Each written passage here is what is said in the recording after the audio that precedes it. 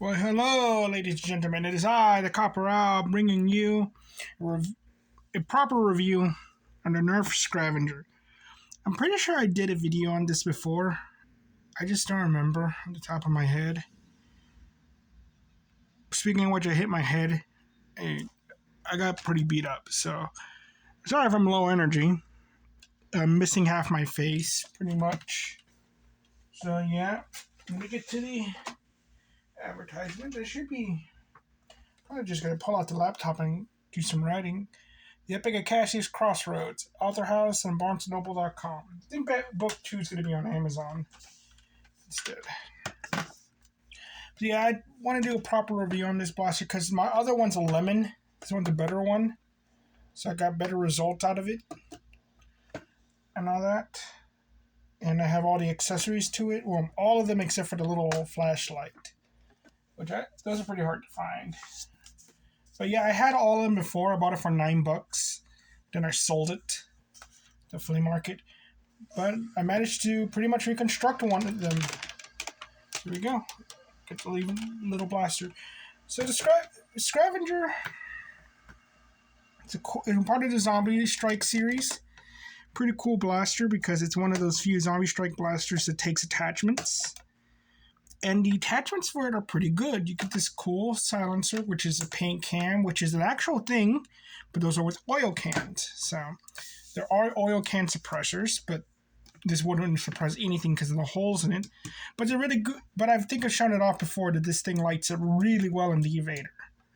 Then we get this attachment. This is a scope and a mag holder that I use on my flight. We've got these cool 12-round mags with some nice detailing on them. I would just love to paint these up. And you got the Scavenger itself, which is, I still don't know what it's supposed to be. It's one of those blasters where it's like, what is it? Is it an engine? What really is it? And then you got this stock, which, in all honesty, out of all the Zombie Strike stocks, it's probably the only one that actually is pretty, decent. It might actually work as a stock. But you have this little thing that holds the blaster, the extra one, which seems to be made out of just 2 pipes, and it's like, sometimes it's on there pretty well. You can holster it fairly well. It won't come off and everything. But if you don't want to ever hold it right, so this one's on there pretty tight. My previous one, it wasn't on there that tight at all, but it wasn't the original. Though, now I think about it, the original blaster also had that problem as well, that the thing didn't want to stay on. So it's pretty good that I got a stock that works on it. Give me 1 second. I forgot to grab something for this review. I'm going to pause it. Okay, back to our scheduled programming. So it was recommended to me that a good stock for this blaster would be one of these. And I'm trying to get out right now. Kind of fits with the look. And you know what? I don't mind it at all. It's definitely shorter than the other one. But this one is made to have a cheek rest. So this one is very much like it's nice and comfortable, but you don't have a cheek rest. Well, this one has a cheek rest, but isn't as comfortable to an extent. It's just like the length of it makes it a little bit uncomfortable. Yeah, this is also an interesting blaster in that it has select fire. So cock it, pull back, pull trigger. Well, this one you just keep pulling the fires every time you pull back. Technically making it an assault to lever action, which is weird. It even has a carry handle. See, I think this blaster would have been better if it was a flywheel, and the gun finally fell off. I knew it was going to. I forgot to check the readings of this, but it's probably going to be 30. I might do a separate review on just this blaster alone. But yeah. So, It even has like a jam door thing, and you can't operate it with the door open, but it will close it too. 212-round mags. So that's the overview of the blaster.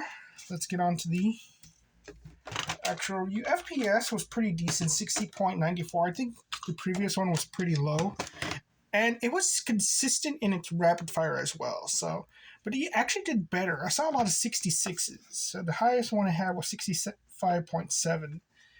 So FPS, it's okay. It's not that good, but for what it is, it's like, oh, that's not bad.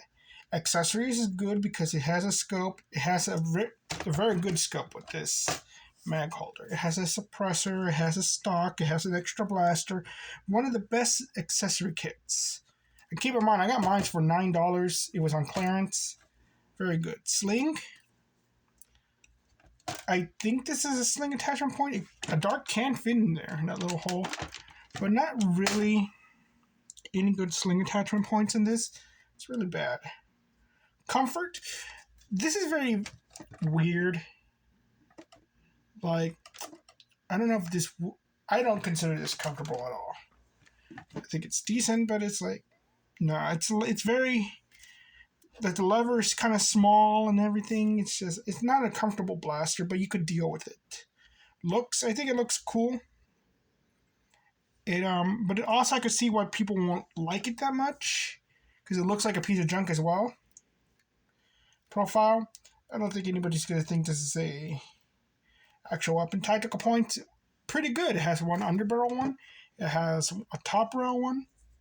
That's really it. But it has the front tactical point right there. So,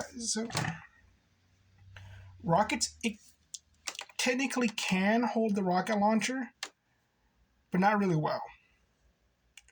So, yeah. So, I'm going to say bad, actually. But can use the Mega Dart, so it's pretty good.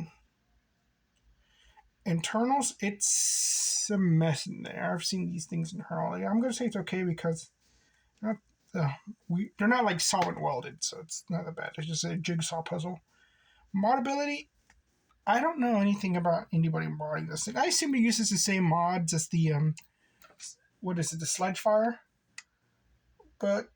Or is it a Sling Fire? One of the two.